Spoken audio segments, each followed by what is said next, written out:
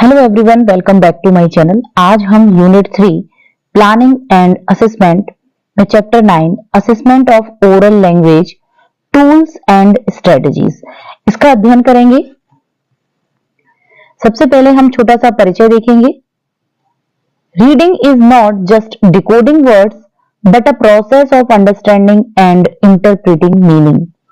Reading का मतलब सिर्फ शब्दों को डिकोड करना नहीं है, बल्कि ये एक प्रोसेस है जिसमें जो भी आप पढ़ते हैं, जिस चीज को भी आप डिकोड करते हैं, उसका अर्थ भी ग्रहण करते हैं और उसकी व्याख्या भी करते हैं। तो ये पढ़ना जो है वो केवल शब्दों को डिकोड करना नहीं है, बल्कि अर्थ को समझने और व्याख्या करने की एक प्रोसेस है। Modern reading assessment focuses on comprehension and critical thinking rather than rote learning। अगर मॉडर्न रीडिंग की बात करें तो मूल्यांकन यानी कि असेसमेंट रटने की बजाय समझ और क्रिटिकल थिंकिंग आलोचनात्मक सोच पर फोकस करता है। Reading is a gateway to all learning areas. अगर रीडिंग की बात करें तो पढ़ना सभी सीखने के जो एरियाज हैं, लर्निंग एरियाज हैं, उनका गेटवे है, उनका द्वार है। कहने का मतलब ये है कि रीडिंग का मतलब सिर्फ ये नहीं है कि जो भी आपके सामने लिखा हुआ है टेक्स्ट, उसको आपने डिकोड कर लिया, उसके शब्दों को, उसकी ध्वनियों को, उसकी मात्राओं को सही तरीके से उसका उच्चारण कर लिया, ये मतलब नहीं है। बल्कि रीडिंग जो है वो एक प्रक्रिया है, एक प्रोसेस है जिसमें आप उसका अर्थ भी ग्रहण करते हैं, उसकी व्याख्या भी करते हैं। इसके साथ साथ जो भी आपने पढ़ा है उस पर चिंतन भी करते हैं। इसको यही है आज की मॉडर्न रीडिंग। तो मॉडर्न रीडिंग का जो फोकस रहता है वो समझ पर रहता है, क्रिटिकल थिंकिंग पर रहता है, ना कि रटने पर रहता है। और जो पढ़ना है वो कोई भी एरिया हो, आप किसी भी फील्ड में अगर किसी भी नॉलेज को लेना चाहते हैं तो जो रीडिंग होता है, पठन होता है, वो सभी लर्निंग एरियाज का द्वार होता है, गेटवे होता है। सबसे पहले बात करते हैं हम ट्रेडिशनल मेथड की। ट्रेडिशनल मेथड यानी कि पारंपरिक विधियां। Oral reading, speed, accuracy. Oral reading, यहां पर जो मौखिक पठन रहता था उसमें बच्चे की स्पीड पर और उसकी एक्यूरेसी पर ध्यान दिया जाता था कि बच्चा कितनी गति से पढ़ रहा है और कितना शुद्ध पढ़ रहा है। Word list and flash card, इनका भी इस्तेमाल किया जाता था। बच्चों से शब्दों की सूची बनवाई जाती थी। फ्लैश कार्ड का गतिविधियों में इस्तेमाल किया जाता था।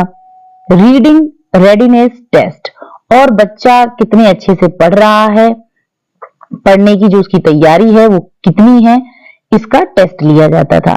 साइलेंट रीडिंग एमसीक्यूज, बच्चे से मौन पठन भी कराया जाता था। मन मन में बच्चे को पढ़ना है और जो प्रश्न है उसके उत्तर देने हैं। तो ये सभी ट्रेडिशनल मेथड्स हैं। इसकी कुछ लिमिटेशंस थी। Focus on surface level skills, केवल सतही स्तर के कौशल पर ध्यान दिया जाता था। इग्नोर कॉम्प्रिहेंशन एंड थिंकिंग, समझ को और सोच को अनदेखा किया जाता था कि बच्चे उस चीज को समझ भी रहे हैं या नहीं, उस पर चिंतन कर भी रहे हैं या नहीं। Do not consider diverse learner, और जो अलग अलग तरीके के विद्यार्थी होते हैं, शिक्षार्थी होते हैं, उन पर ध्यान नहीं दिया जाता था, उनका ध्यान नहीं रखा जाता था। अब बात करते हैं हम मॉडर्न अप्रोच की। Focus on comprehension, engagement and thinking. यहां पर जो फोकस रहता है वो कॉम्प्रिहेंशन, समझ पर, सहभागिता पर और चिंतन पर रहता है, बच्चे की सोच पर रहता है। Uses multiple tools and strategy, और इसके लिए कई तरीके की टूल्स, उपकरण और स्ट्रेटजी, रणनीतियों का इस्तेमाल किया जाता है। हेल्प्स टीचर, किस तरीके से ये टीचर की हेल्प करता है? तो आइडेंटिफाई लर्नर्स नीड, जो भी लर्नर की नीड है, जो उसकी आवश्यकता है, उसको पहचानने में। इंप्रूव इंस्ट्रक्शन, और जो भी तरीके से वो बच्चों को सिखा रहा है, जो शिक्षण विधियों को अपना रहा है, उनमें और इंप्रूवमेंट करने में टीचर्स की हेल्प करता है। अब बात करते हैं हम लर्निंग आउटकम्स की। This section explain what learners will achieve after studying the chapter. इस चैप्टर में आप क्या क्या सीखने वाले हैं, किन किन चीजों का अध्ययन करेंगे। सबसे पहले understand reading and it's assessment. सबसे पहले यहाँ पे समझेंगे कि पठन क्या है, रीडिंग क्या है और इसका मूल्यांकन कैसे करना है। लर्न टूल्स एंड स्ट्रेटजी, इसके साथ साथ जो उपकरण हैं, टूल्स हैं, उनको समझेंगे, उनको अध्ययन करेंगे और जो रणनीतियां हैं, स्ट्रेटजी है, उसके बारे में सीखेंगे। Design reading task and rubrics, analyse errors using miscue analysis, provide effective feedback. पढ़ने के जो टास्क हैं उनको डिजाइन करना, रूब्रिक बनाना, इसके साथ साथ जो भी बच्चे त्रुटियां करते हैं, जो भी गलतियां करते हैं, उनका विश्लेषण करना, प्रभावी प्रतिक्रिया देना, प्रिपेयर क्वेश्चन पेपर्स और बच्चों के क्वेश्चन पेपर को तैयार करना। तो ये सारी चीजें आज के इस चैप्टर में हम सीखने वाले हैं। सबसे पहले बात करते हैं हम रीडिंग विद कॉम्प्रीहेंशन, समझ के साथ पढ़ना। This section explains the concept of reading and how comprehension plays a central role. ये भाग पढ़ने की अवधारणा और उसमें समझ की भूमिका को एक्सप्लेन करता है। It highlights different skills, tools and strategies used in reading. इसमें जो विभिन्न कौशल हैं, उपकरण हैं और रणनीतियां शामिल हैं। तो इसमें क्या क्या शामिल है? कौशल, उपकरण और रणनीतियां। और इसमें हम जो पढ़ने का मेन कॉन्सेप्ट है उसको समझेंगे। इसके साथ साथ समझ की भूमिका क्या रहती है उसको देखेंगे। What is reading? Reading is a multi dimensional process involving decoding, understanding and critical thinking. It includes both basic and high order skill. जो रीडिंग है वो एक मल्टी डायमेंशनल प्रोसेस है जिसमें इन्वॉल्व रहते हैं आपका डिकोडिंग, अंडरस्टैंडिंग और क्रिटिकल थिंकिंग। ये तीनों ही चीजें इन्वॉल्व रहती हैं और इसमें आपके ये दोनों ही स्किल शामिल हैं, चाहे वो बेसिक हो चाहे वो हाई ऑर्डर स्किल्स हो। इंक्लूड्स क्या क्या है इसमें? Decoding symbol, understanding meaning, critical engagement. Decoding symbol यानी कि प्रतीकों की समझ, प्रतीकों का समझना, उनको डिकोड करना, सिंबल्स को डिकोड करना। अंडरस्टैंडिंग मीनिंग यानी कि अर्थ निकालना। क्रिटिकल इंगेजमेंट, जो भी आपने पढ़ा है उसको समझना। आलोचनात्मक सहभागिता। अब बात करते हैं हम कंपोनेंट की। Decoding, phonemic awareness, fluency, vocabulary, comprehension. ये सारे रीडिंग के कंपोनेंट हैं जिसमें डिकोडिंग है, फोनेमिक अवेयरनेस ध्वन्यात्मक जागरूकता, फ्लुएंसी प्रवाह, वोकैबुलरी आपकी शब्दावली और कॉम्प्रीहेंशन समझ। ये सारे इसके कंपोनेंट्स हैं। तो इसमें क्या क्या चीजें शामिल हैं? आपकी डिकोडिंग, अंडरस्टैंडिंग और क्रिटिकल थिंकिंग। डिकोड करने के लिए आपको प्रतीकों का मतलब पता होना चाहिए, उनकी समझ होनी चाहिए। इसके साथ साथ जिसको भी आप डिकोड कर रहे हैं उसका आपको अर्थ निकालना है, उसका अर्थ समझ में आना चाहिए। और तीसरी चीज है, जिस चीज का भी आप अर्थ निकाल रहे हैं उस पर आपको चिंतन करना है, क्रिटिकल थिंकिंग। और इसके जो कंपोनेंट है वो है इसमें सबसे पहले डिकोडिंग, दूसरा आता है ध्वन्यात्मक जागरूकता, तीसरा है प्रवाह, चौथा है शब्दावली और पांचवा है समझ। Decoding, phonemic awareness, fluency, vocabulary और comprehension. Importance of reading assessment. यहां पर हम बात कर रहे हैं रीडिंग असेसमेंट के महत्व की। Reading assessment helps identify students abilities and improve teaching.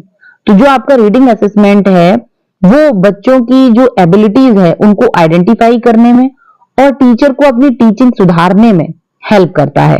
It plays multiple roles in learning process. ये जो आपकी अधिगम प्रक्रिया चल रही है उसमें बहुत सारे रोल प्ले करता है। डायग्नोसिस, सबसे पहले निदान। Identifies strength and weakness. यहां पर आप बच्चे की जो स्ट्रेंथ है, उसकी क्या वीकनेस है, इसको आइडेंटिफाई कर पाते हैं। हेल्प्स इन प्लानिंग टीचिंग, और आगे जो आपको सिखाना है उसका प्लान बनाने में आपकी हेल्प करता है। दूसरा इसका रोल है मॉनिटरिंग का। Tracks progress continuously. Uses formative assessment. ये लगातार बच्चा जो भी प्रगति कर रहा है उसको ट्रैक करता है, उसकी जांच करता है। इसमें हम फॉर्मेटिव असेसमेंट का यूज करते हैं। इवैल्यूएशन, अंत में जो बच्चे का मूल्यांकन किया जाता है। Measures final outcomes. Conducted at the end. अंतिम जो भी बच्चे का परिणाम रहता है, फाइनल जो उसका असेसमेंट होता है, उसको इवेल्युएशन कहते हैं। Accountability ensures standards reports to stakeholders. जो भी बच्चे ने अपना प्रोग्रेस दिखाई है उसके कुछ मानक सुनिश्चित किए जाते हैं, रिपोर्ट तैयार की जाती है, इसको हम अकाउंटेबिलिटी कहते हैं। नेक्स्ट है टाइप्स ऑफ रीडिंग स्किल्स। यहां पर हम बात करेंगे रीडिंग स्किल्स के प्रकार की, पढ़ने के कौशल के प्रकार। Reading skills develops gradually from basic to advance level. Each level involves different types of understanding. जो आपकी रीडिंग स्किल होती है वो आपकी बेसिक से लेके एडवांस तक जाती है, धीरे धीरे करके विकसित होती है। और इसमें जो आपके इन्वॉल्व रहते हैं वो डिफरेंट टाइप्स ऑफ अंडरस्टैंडिंग इसमें इन्वॉल्व रहती हैं हर एक लेवल में। सबसे पहले बात करते हैं बेसिक रीडिंग की। Basic reading phoenix and word recognition, simple comprehension. Basic reading में आपका फोनिक्स एंड वर्ड रिकॉग्निशन आएगा, जिसमें बच्चे ध्वनियों की पहचान करते हैं, शब्द की पहचान करते हैं और साधारण तरीके से अर्थ को समझते हैं, सरल समझ होती है। दूसरा है इंटरमीडिएट रीडिंग।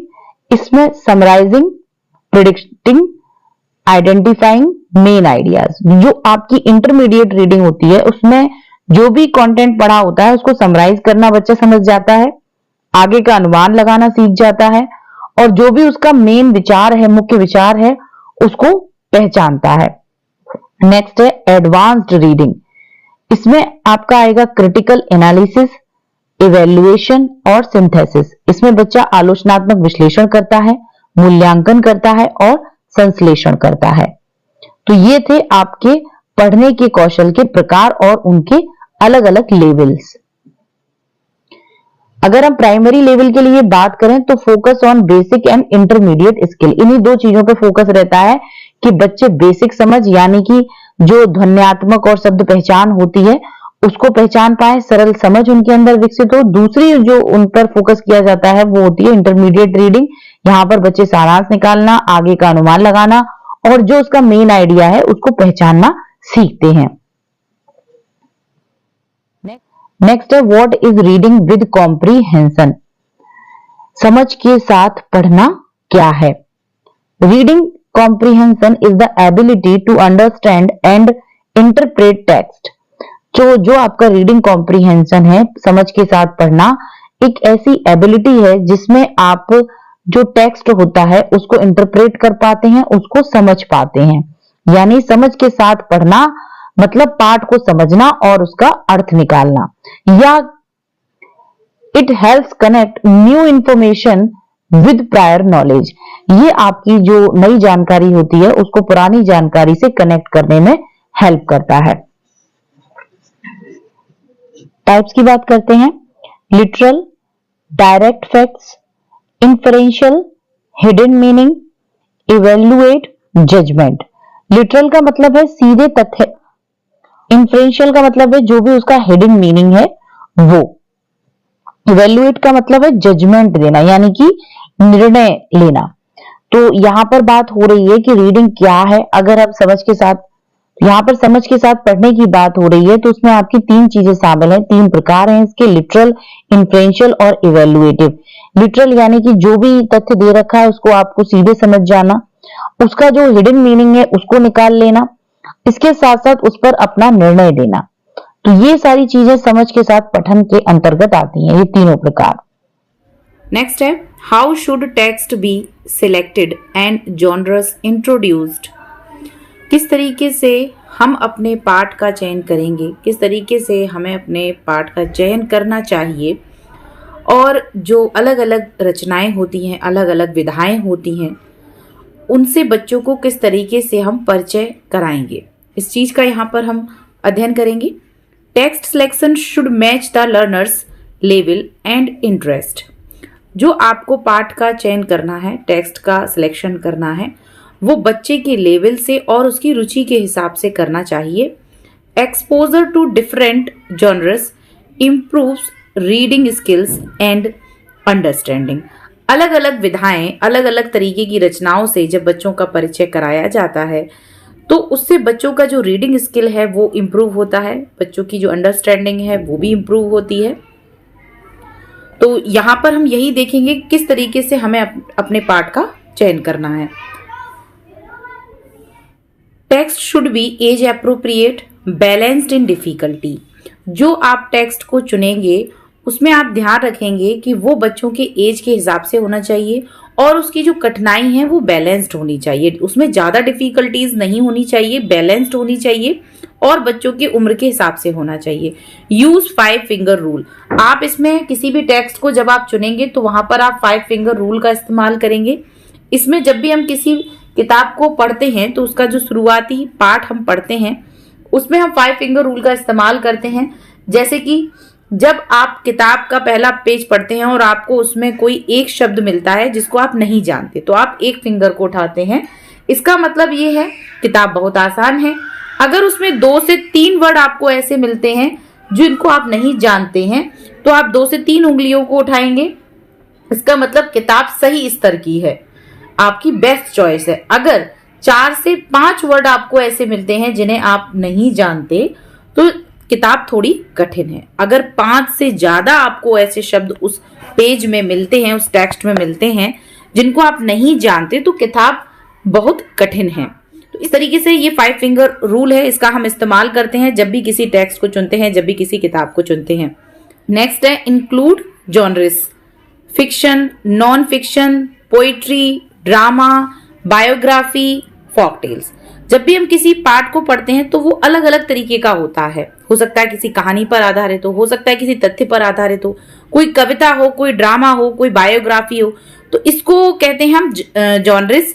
इसका मतलब होता है कि रचनाओं के प्रकार। तो हो सकता है कि जो भी आप पाठ पढ़ रहे हैं वो किसी अलग प्रकार का हो, कहानी, कथा या फिर कोई कविता, ड्रामा। तो इन सब चीजों से बच्चों को परिचय कराते हैं। बेनिफिट्स, इसके लाभ क्या हैं? बिल्ड इंटरेस्ट, इससे बच्चों का इंटरेस्ट बढ़ता है। डेवलप्स कल्चरल अवेयरनेस, और अपनी संस्कृति के प्रति बच्चे जागरूक होते हैं। एनहेंसेस थिंकिंग स्किल, बच्चे की जो थिंकिंग स्किल है वो बढ़ती है। तो ये सारे इसके बेनिफिट हैं। नेक्स्ट हेडिंग है what are the tools for assessing comprehension. किन उपकरणों का हम इस्तेमाल करेंगे बच्चे की समझ का आकलन करने में, या क्या क्या उपकरण का हम इस्तेमाल हमको करना है जब भी हम किसी बच्चे की जो कॉम्प्रीहेंशन है, समझ है, जब उसका आकलन करते हैं। तो different tools are use to assess comprehension various level. यहाँ पर हम बच्चों की जो समझ होती है वो अलग अलग स्तर की समझ का आकलन करने के लिए अलग अलग तरीके के टूल का उपयोग करेंगे। These tools evaluate both understanding and thinking. ये जो टूल्स होते हैं ये बच्चों की समझ का, उनकी सोच का, दोनों का ही आकलन करते हैं। टूल्स क्या हैं आपके? जैसे कि reading passage with question, cloze test, retelling, think aloud, graphic organizers, MCQs and open ended questions. ये सारे टूल्स हैं आपके जिनका हम इस्तेमाल करते हैं बच्चों की समझ का, बच्चों की सोच का आकलन करने के लिए। जब भी बच्चों को कोई पैसेज दिया जाता है और उससे रिलेटेड उनसे क्वेश्चन पूछे जाते हैं तो इससे पता चलता है कि बच्चे ने उस टेक्स्ट को कितना समझा है। तो इससे बच्चे की जो समझ है और उसकी सोच है उसका आकलन होता है। इसी तरीके से जो क्लोज टेस्ट होता है वो एक ऐसा टेस्ट होता है जिसमें किसी पैसेज के कुछ शब्द हटा दिए जाते हैं और आपको सही शब्द भरने होते हैं। तो इसका उपयोग भी हम बच्चे की समझ और उसकी जो लैंग्वेज स्किल है उसको जांचने के लिए कर सकते हैं, किया जाता है। नेक्स्ट है रिटेलिंग। जो भी आपने बच्चे को बताया दोबारा से आप बच्चे से जब पूछेंगे कि इसको फिर से मुझे बताओ, यहां से भी बच्चे की समझ का और उसकी सोच का आकलन होता है। Think allowed. Think allowed means ये एक रणनीति है जिसमें जो लर्नर होते हैं वो पढ़ते समय अपने मन में चल रहे विचारों को जोर से बोलते हैं। इसी को कहते हैं हम थिंक अलाउड। इसका भी असेसमेंट में हम यूज करते हैं बच्चों की समझ का आकलन करने के लिए।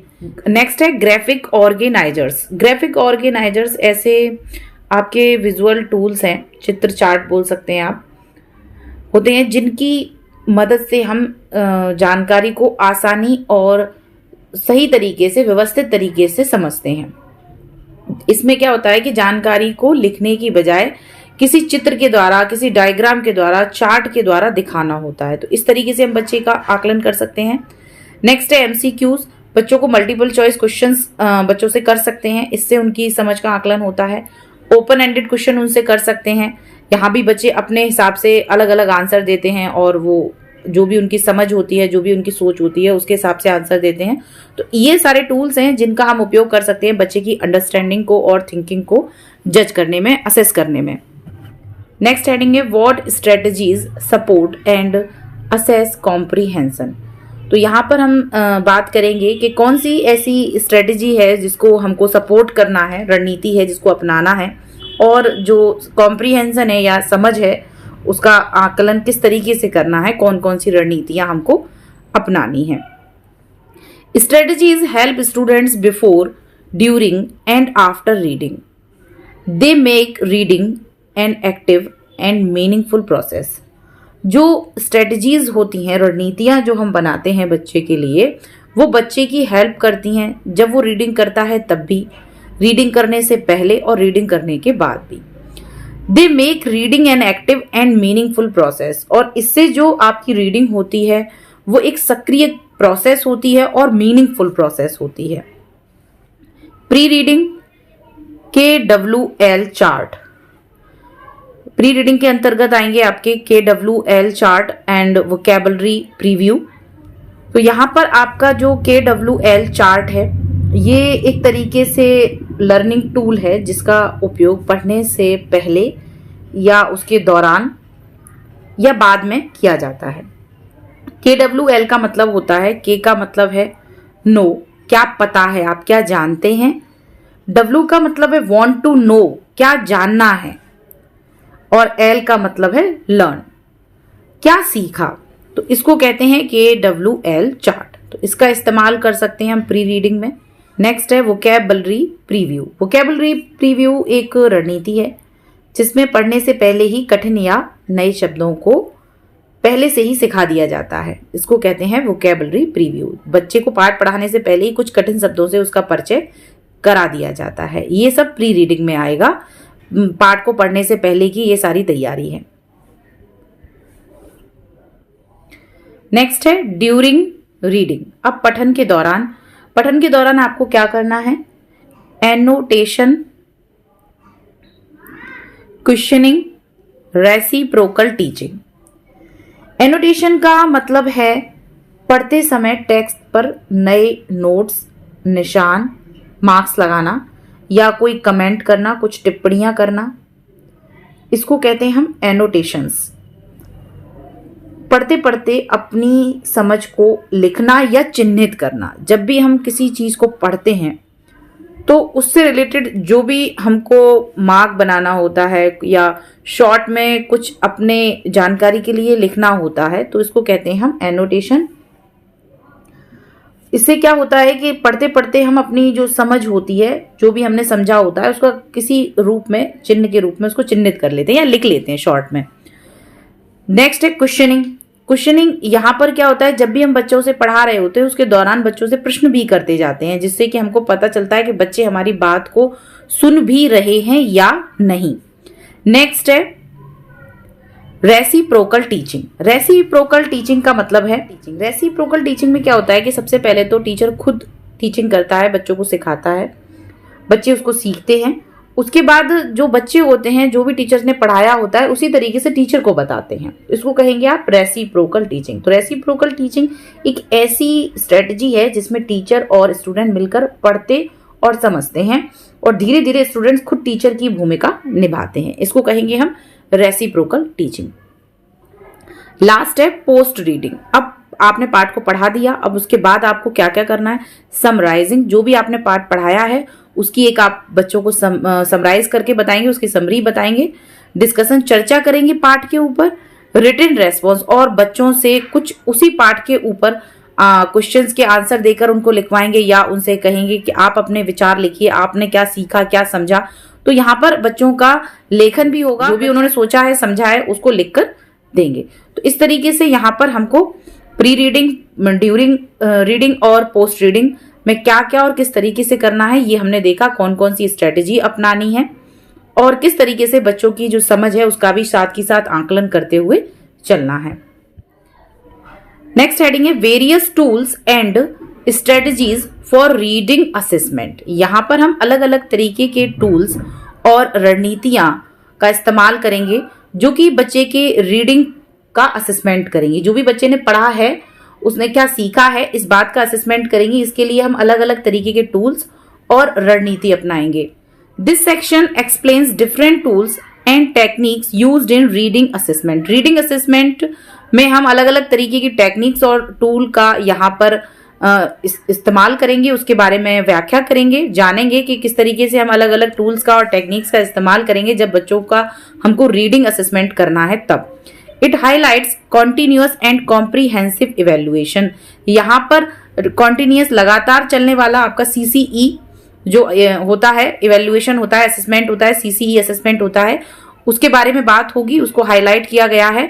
यहाँ पर हम देखेंगे किस तरीके से हमें बच्चे का कॉन्टिन्यूअस एंड कॉम्प्रीहेंसिव इवेल्युएशन करना है। What is assessment as a part of learning? तो यहाँ पर हम बात करेंगे कि क्या जो आपका मूल्यांकन है वो लर्निंग का ही एक भाग है। Assessment is an ongoing process integrated with teaching. It helps in improving learning continuously. यहाँ पर बात हो रही है कि जो आपका मूल्यांकन होता है वो एक ongoing process है, लगातार चलने वाली प्रक्रिया है और टीचिंग के साथ इंटीग्रेटेड रहता है। It helps in improving learning continuously. और बच्चा जो भी सीख रहा है लगातार उसमें इम्प्रूव आता रहे, इसमें हेल्प करता है। पार्ट ऑफ डेली टीचिंग, ये डेली टीचिंग का एक हिस्सा है। हेल्प आइडेंटिफाई मिसअंडरस्टैंडिंग, जो भी गलतफहमियां, जो भी मिसअंडरस्टैंडिंग बच्चे को हुई है उसको आइडेंटिफाई करने में हेल्प करता है। उदाहरण है इसके prediction questions, drawing and writing task. बच्चों से क्वेश्चंस का अनुमान लगवा सकते हैं बच्चे। एग्जाम्पल्स हैं prediction question, drawing and writing tools, writing task. तो इन सब चीजों का इस्तेमाल करते हुए हम बच्चों का लगातार असेसमेंट कर सकते हैं और ये लर्निंग का एक हिस्सा है। नेक्स्ट क्वेश्चन है why are multiple task needed for assessment. यहां पर बात हो रही है क्यों अलग अलग तरीके के multiple task are needed, because reading involves many skill. अलग अलग तरीके के टास्क का इस्तेमाल करना इसलिए जरूरी है क्योंकि रीडिंग में कई सारे जो कौशल होते हैं, स्किल्स होते हैं, वो इन्वॉल्व रहते हैं। One method can not assess everything. एक तरीका हर एक चीज को असेस नहीं कर सकता है। Gives complete picture, support different learners, helps in accurate diagnosis, makes assessment engaging. तो अलग अलग टास्क की असेसमेंट करने के लिए हमको इसलिए जरूरत होती है क्योंकि इससे हमको एक कंप्लीट पिक्चर मिलती है और जो अलग अलग लर्नर्स होते हैं उनको भी सपोर्ट मिलती है, एक्यूरेट डायग्नोसिस हो पाती है और जो आपका आकलन चल रहा है वो और ज्यादा इंटरेस्टिंग बनता है, बच्चे उसमें और ज्यादा इंगेज रहते हैं। तो इस तरीके से हमको अलग अलग तरीके के टास्क की जरूरत पड़ती है जब भी हम असेसमेंट करते हैं। तो अलग अलग तरीके से हमें बच्चों को अलग अलग मेथड से, अलग अलग टेक्निक का इस्तेमाल करते हुए बच्चों का असेसमेंट करना होता है जिससे कि ओवरऑल उनके हर एक चीज का मूल्यांकन किया जा सके, जो भी उन्होंने सीखा है, जो भी वो सोच रहे हैं, जो उनकी समझ है। What is documentation and record keeping? यहां पर बात हो रही है डॉक्यूमेंटेशन की, दस्तावेजीकरण की, और रिकॉर्ड कीपिंग यानी कि रिकॉर्ड रखने की। तो ये क्या है? डॉक्यूमेंटेशन क्या है, रिकॉर्ड कीपिंग क्या है? Documentation helps track student progress over time. अगर हम बच्चों का जो भी प्रोग्रेस कर रहे हैं उसका दस्तावेज रखते हैं, उसका रिकॉर्ड रखते हैं, तो इससे हम बच्चों की जो प्रोग्रेस है, जो भी उन्होंने ओवर टाइम में की है, जो भी उनका जो समय रहा है, समय काल, उसमें जो भी उन्होंने प्रोग्रेस करी है उसको ट्रैक करने में हमको हेल्प मिलती है। It provides evidence for assessment and teaching decision. और ये एक आपने जो असेसमेंट किया है उसका एविडेंस है, और जो आप टीचिंग मेथड अपनाने वाले हैं उसमें जो भी आप डिसीजंस लेने वाले हैं उसमें हेल्प मिलती है। तो इस तरीके से ये छात्र की जो प्रगति होती है उसको ट्रैक करता है। टूल्स इसमें क्या क्या आप अपनाएंगे, किन किन उपकरणों का इस्तेमाल करने वाले हैं? तो running records observation notes, checklist, anecdotal records, reading logs, आगे है journals, portfolios, audio video recording. तो इस तरीके से इन सारे टूल्स का इस्तेमाल करते हुए हम बच्चों का डॉक्यूमेंटेशन कर सकते हैं, दस्तावेजीकरण कर सकते हैं। उनका जो भी रिकॉर्ड है, जो भी उन्होंने प्रोग्रेस करी है, उसको रिकॉर्ड बनाकर हम दस्तावेज के रूप में रख सकते हैं। इसका महत्व क्या है, इंपॉर्टेंस क्या है? ट्रैक ग्रोथ, इससे बच्चे की जो ग्रोथ है उसको ट्रैक किया जा सकता है। हेल्प्स इन प्लानिंग, आगे की प्लानिंग बनाने में हेल्प मिलती है। सपोर्ट कम्युनिकेशन, और संचार में सहायता मिलती है। तो ये सारी चीजें थी आपकी दस्तावेजीकरण और रिकॉर्ड में। What are rubrics in reading assessment? Reading assessment में रूब्रिक्स क्या है? Rubrics are scoring tools with clear criteria. स्पष्ट मानदंड वाले स्कोरिंग टूल्स होते हैं rubrics. They ensure fair and consistent evaluation. ये सुनिश्चित करते हैं कि जो इवेल्युएशन है वो कंसिस्टेंट है और फेयर है। Provide clear expectations, ensure objective making, help in feedback. तो इसके बेनिफिट्स क्या क्या है? ये एक क्लियर एक्सपेक्टेशन प्रोवाइड करते हैं, स्पष्ट अपेक्षाएं मिलती हैं। एंश्योर ऑब्जेक्टिव मेकिंग, ये सुनिश्चित करते हैं कि जो मूल्यांकन है वो उद्देश्यपूर्ण है। हेल्प इन फीडबैक, और फीडबैक में हेल्प मिलती है।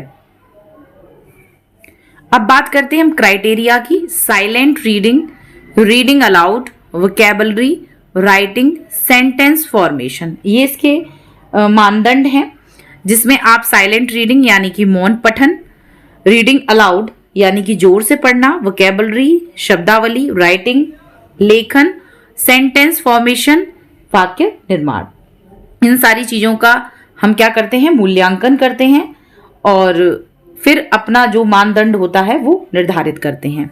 इसी को हम रूब्रिक्स कहते हैं। तो रूब्रिक्स क्या हैं? आपके एक स्पष्ट मानदंड वाले स्कोरिंग टूल्स होते हैं जिनका इस्तेमाल करके हम बच्चों का असेसमेंट करते हैं। How does story telling help in assessment? किस तरीके से जो स्टोरी टेलिंग होती है वो असेसमेंट में हेल्प करती है? Story telling is an engaging method to assess multiple skills.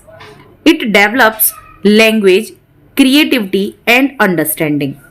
जो स्टोरी टेलिंग होती है वो एक तरीके से इंगेजिंग मेथड है, अलग अलग मल्टीपल स्किल को असेस करने का एक इंगेजिंग मेथड है। यहाँ पर क्या होता है, जब भी आप कहानी को सुनाते हैं तो उसमें बहुत सारी चीजें होती हैं जो इन्वॉल्व रहती हैं, बहुत सारी स्किल्स का हम वहां पर मूल्यांकन करते हैं, बच्चे वहां पर एंगेज रहते हैं।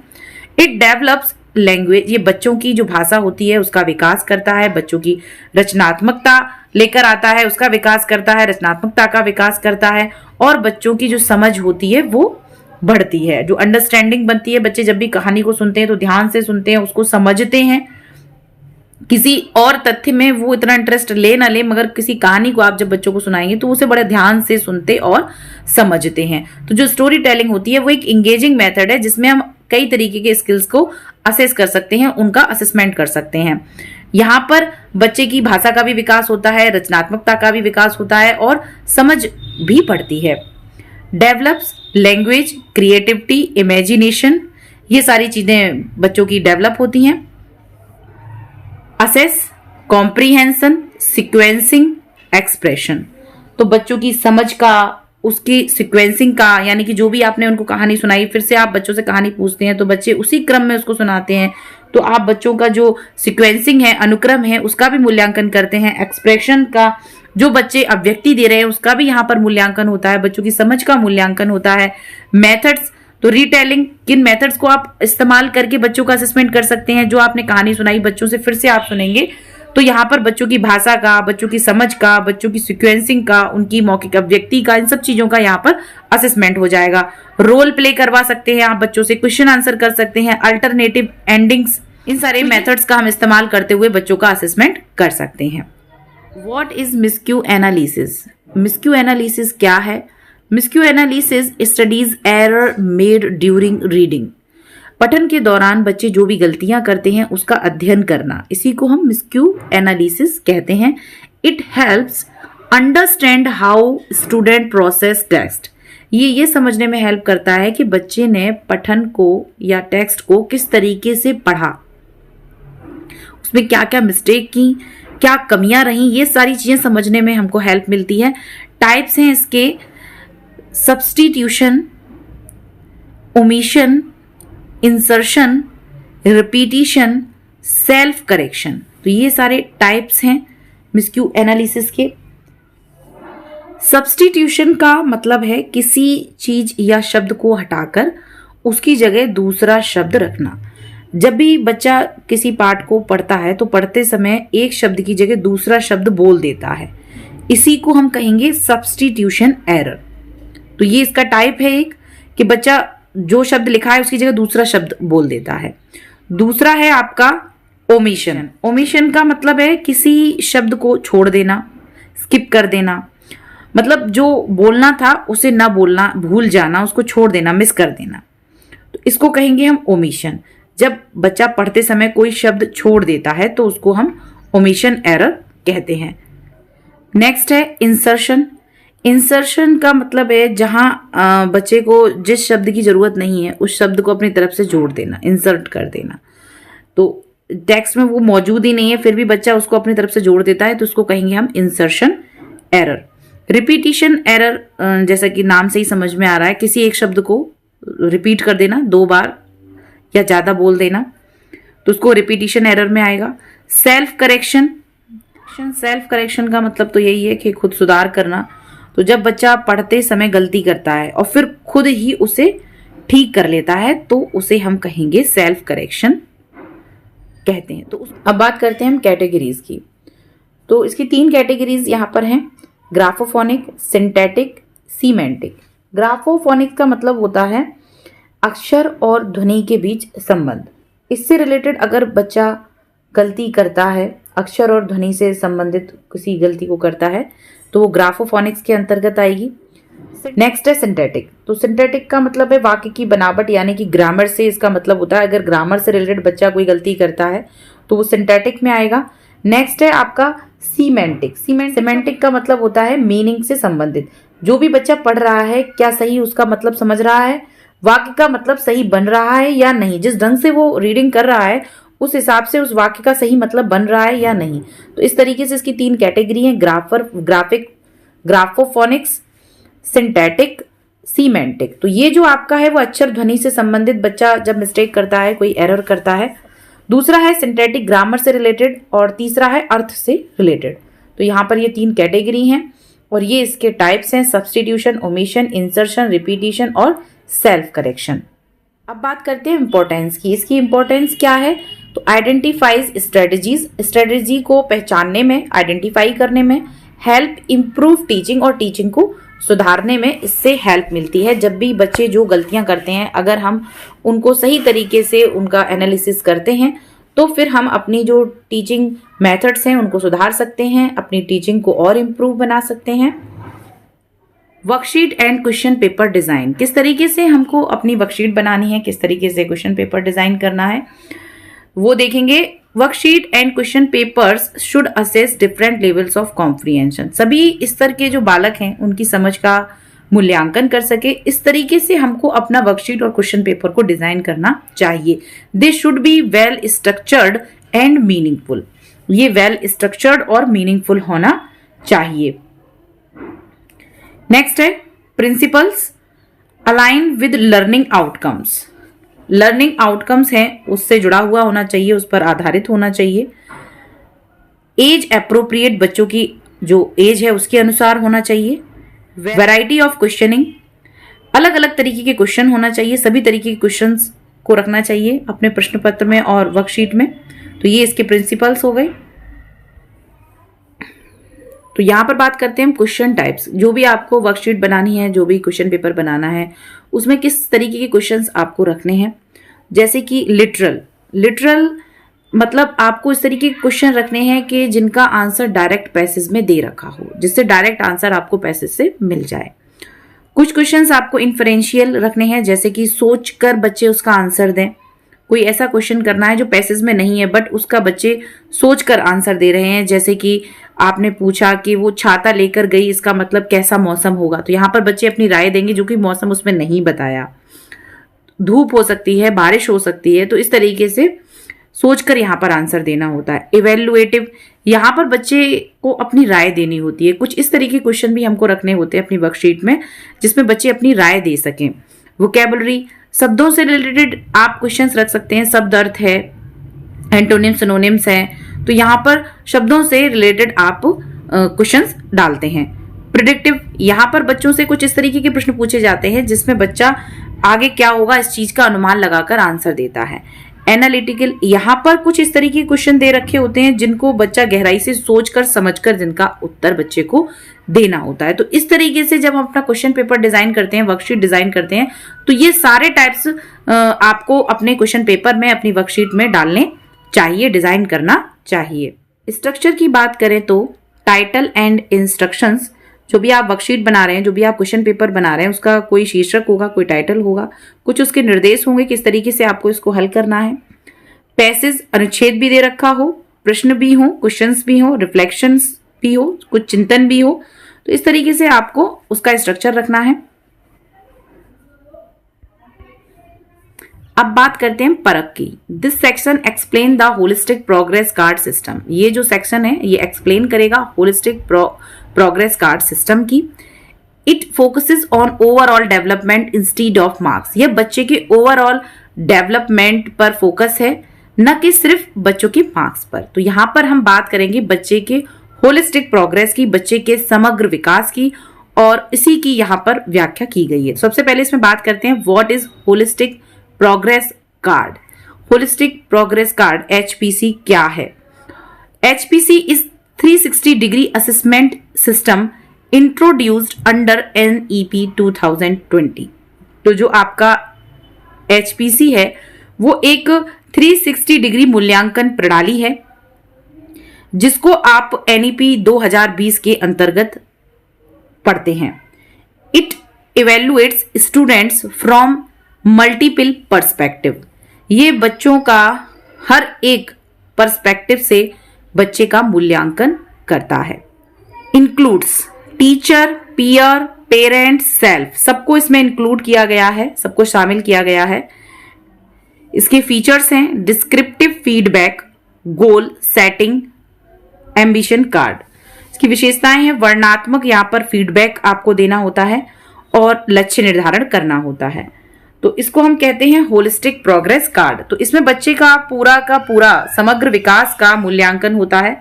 यहाँ पर शिक्षक की, सहपाठी की, अभिभावक की और स्वयं की, सभी की राय इसमें शामिल होती है। इसी को हम होलिस्टिक प्रोग्रेस कार्ड कहते हैं। इसकी विशेषताएं हमने देख ही ली कि इसमें वर्णनात्मक फीडबैक देना होता है, लक्ष्य निर्धारण होता है। नेक्स्ट है why is HPC important for reading assessment. अगर हम रीडिंग असेसमेंट की बात करें तो उसके लिए ये इंपॉर्टेंट क्यों है? HPC supports a holistic approach to reading assessment. It focuses on comprehension, reflection and growth. तो जो HPC है वो सपोर्ट करता है होलिस्टिक अप्रोच को। अगर हम रीडिंग असेसमेंट की बात करें तो रीडिंग असेसमेंट के लिए होलिस्टिक अप्रोच को सपोर्ट करता है। ये फोकस करता है बच्चे की कॉम्प्रिहेंशन पर, रिफ्लेक्शन पर और उसकी ग्रोथ पर। एनकरेजेस सेल्फ असेसमेंट, स्वयं मूल्यांकन को ये एनकरेज करता है, बढ़ावा देता है। प्रमोट्स पीयर लर्निंग, और सहपाठी जो अधिगम है, सीखना है, उसको प्रमोट करता है। इंक्लूड्स पेरेंट फीडबैक्स, यहाँ पर अभिभावकों की भी भागीदारी इंक्लूड रहती है। प्रोवाइड्स डिटेल्ड फीडबैक, और जो यहाँ पर जो फीडबैक होता है वो डिटेल में दे रखा होता है, विस्तृत फीडबैक होता है। सपोर्ट्स गोल सेटिंग, और लक्ष्य निर्धारण को सपोर्ट करता है, गोल सेटिंग को सपोर्ट करता है। तो इसलिए ये महत्वपूर्ण है। Next, how is HPC aligned with NEP 2020। तो किस तरीके से इसका NEP 2020 के साथ संबंध है, इसकी बात करेंगे। HPC follows modern education policies. जो HPC है वो मॉडर्न एजुकेशन पॉलिसी को फॉलो करता है। It supports continuous and holistic assessment. ये बच्चे का लगातार और समग्र जो मूल्यांकन है उसको सपोर्ट करता है। प्रमोट्स फॉर्मेटिव असेसमेंट को प्रमोट करता है। एनकरेजेस एक्सपीरियंशियल लर्निंग, और जो अनुभव आधारित अधिगम है उसको एनकरेज करता है। Support self and peer evaluation, स्वयं मूल्यांकन और सहपाठी के द्वारा जो मूल्यांकन होता है, सह मूल्यांकन आप कह सकते हैं, स्व और सह मूल्यांकन को सपोर्ट करता है। फोकसेस ऑन ओवरऑल डेवलपमेंट, और बच्चे के समग्र विकास पर यहाँ पर ध्यान दिया जाता है। तो इस तरीके से जो आपका HPC है उसका NEP से संबंध है, क्योंकि जो भी NEP 2020 कहती है वो सारे रूल्स को ये फॉलो करता है। नेक्स्ट बात करते हैं हम कंक्लूजन की। This section summarize the key ideas of the chapter. It highlights the importance of modern reading assessment. तो यहाँ पर आपको इस पार्ट से रिलेटेड जो भी मेन पॉइंट्स है वो दे रखे हैं, और यहाँ पर आपको जो reading assessment, modern reading assessment की जो महत्व है उसको हाईलाइट किया गया है। क्या महत्व है? Reading is a meaning making process, ये एक अर्थपूर्ण प्रक्रिया है। Shift from rote learning to critical thinking. अब जो प्रणाली है, आज की जो मॉडर्न सिस्टम है एजुकेशन का, वो रोट लर्निंग से शिफ्ट होकर क्रिटिकल थिंकिंग पर आ गया है। असेसमेंट फंक्शंस की बात करें तो डायग्नोसिस, मॉनिटरिंग, इवैल्यूएशन,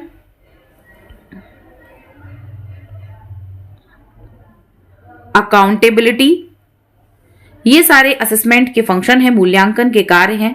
तो मूल्यांकन किस किस तरीके से किया जाता है? निदान, डायग्नोस किया जाता है, निगरानी रखी जाती है, बच्चे की मॉनिटरिंग की जाती है, बच्चे का मूल्यांकन किया जाता है, और अकाउंटेबिलिटी, बच्चे ने जो भी कार्य किया है उसकी जवाबदेही। तो इस तरीके से use of multiple tools and strategies, अलग अलग तरीके के टूल्स और स्ट्रेटजी का उपयोग किया जाता है। इंपॉर्टेंस ऑफ कॉन्टिन्यूअस असेसमेंट, लगातार चलने वाला जो असेसमेंट है उसके महत्व के बारे में यहाँ पर बताया गया है कि उसका कितना महत्व है। Role of rubrics and documentation, documentation का और रूब्रिक्स का क्या भूमिका रहती है इसमें, उसकी बात की गई थी। HPC सपोर्ट्स होलिस्टिक डेवलपमेंट, और जो आपका होलिस्टिक प्रोग्रेस कार्ड है वो बच्चे के समग्र विकास को सपोर्ट करता है, उसका समर्थन करता है। तो ये था आपका कंक्लूजन, आज का सार। यहाँ पर हमने अपना जो चैप्टर 9 था, असेसमेंट ऑफ ओरल लैंग्वेज, जिसमें हमने टूल्स के बारे में पढ़ा, उसकी स्ट्रेटजीज के बारे में पढ़ा, किस तरीके से हमें बच्चे का मूल्यांकन करना है, क्यों जरूरी है, किन किन चीज़ों का हम उसमें इस्तेमाल करेंगे, कौन सी रणनीतियां अपनाएंगे, इन सारी चीज़ों को हमने यहाँ पर डिस्कस किया। अगर आपको वीडियो अच्छी लगी है तो लाइक कीजिए, चैनल को सब्सक्राइब कीजिए और ज़्यादा से ज़्यादा शेयर कीजिए। धन्यवाद।